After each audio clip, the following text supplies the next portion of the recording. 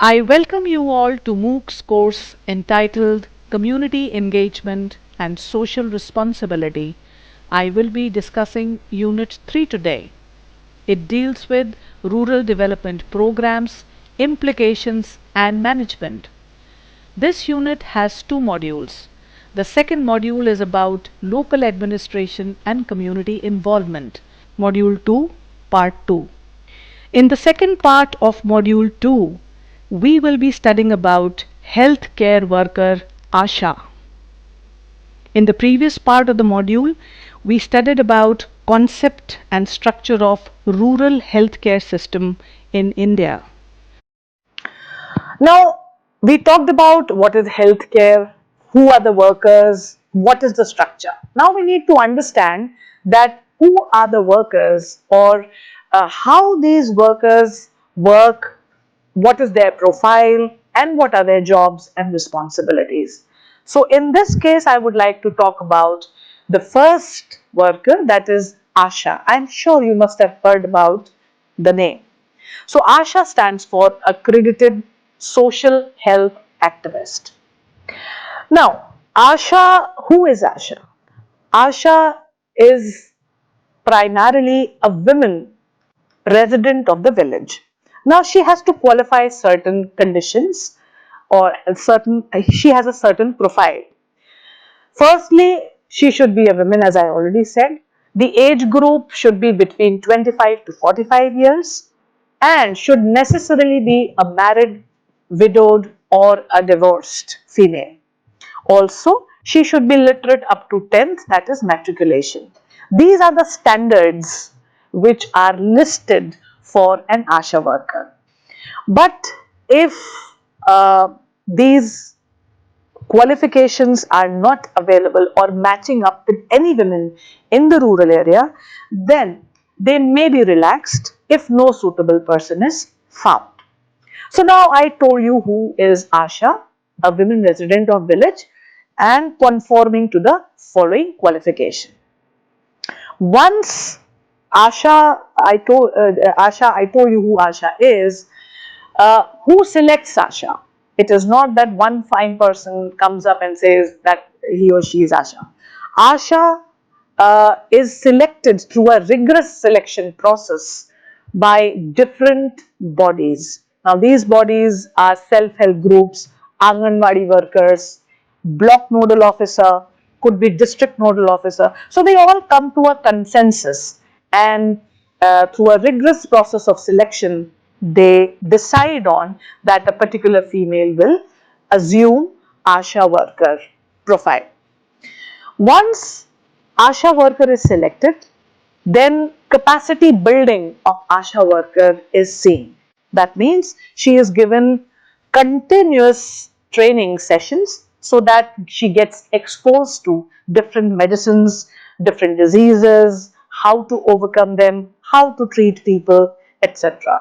So it helps in increasing the knowledge, the skill building, and also the confidence of ASHA workers because she has to look after the villagers. Now, what are the roles and responsibilities of an ASHA worker?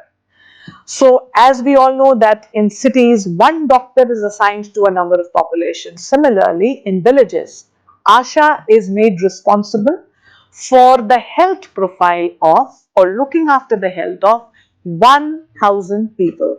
So, on a population of 1,000, you have one ASHA worker. Now, what are the roles of ASHA worker? First is awareness generation.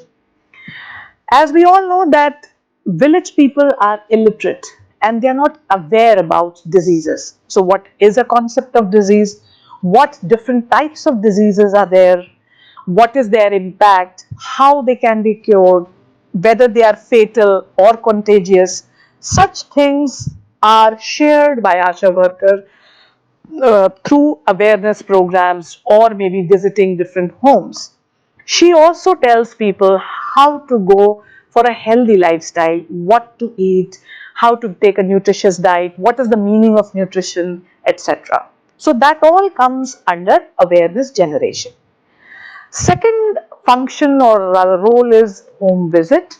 That means ASHA workers do visit the home of selected people. Now, what do I mean by selected people? That means postnatal care to the mother and the newborn. That means if a newborn child is there in a family, so what is the health issue of mother and the child, the ASHA worker will look after this. So they will counsel the pregnant women also on different parameters, what to prepare, how to prepare, and what is immunization, etc. All such things. So again, home visits is the second responsibility of ASHA worker.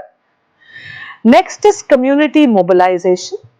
That means the ASHA worker mobilizes the community and facilitates them in assisting for the healthcare services. That means if there is a patient and he or she has to be taken to the hospital or to the sub center, in that case, ASHA worker will become instrumental in deciding the first aid and then maybe taking the patient to the sub center depending on the intensity of the disease. Another is escort services. Now, let us say if there is an emergency and the pregnant woman needs to visit the hospital. So, in that case, ASHA workers are supposed to escort them or accompany the pregnant women.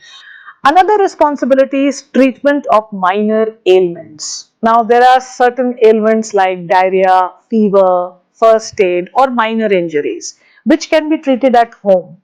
So the villagers are not aware about uh, the type of disease they are going through or which medicines to take. So ASHA workers help them in telling them which medicines to take, what should be the frequency, and how the disease can be cured at home. Next is depot holder. ASHA worker acts as a depot holder. That means they keep with themselves a lot of medicines like iron, folic acid, ORS, then chloroquine tablets, contraceptives, etc. So that whenever possible, they would provide the medicine as and when required. The next responsibility is to record the vital events. Vital events means some events which are important. That means how many deaths were recorded in the village, how many births were recorded in the village, or outbreak of certain diseases, and also unusual health problems like plague, etc. So, such vital events should be observed and recorded and given to the district authorities. The report has to be given to the district authorities so that the healthcare programs can be uh, run accordingly. So, in this part, we studied about the healthcare worker ASHA.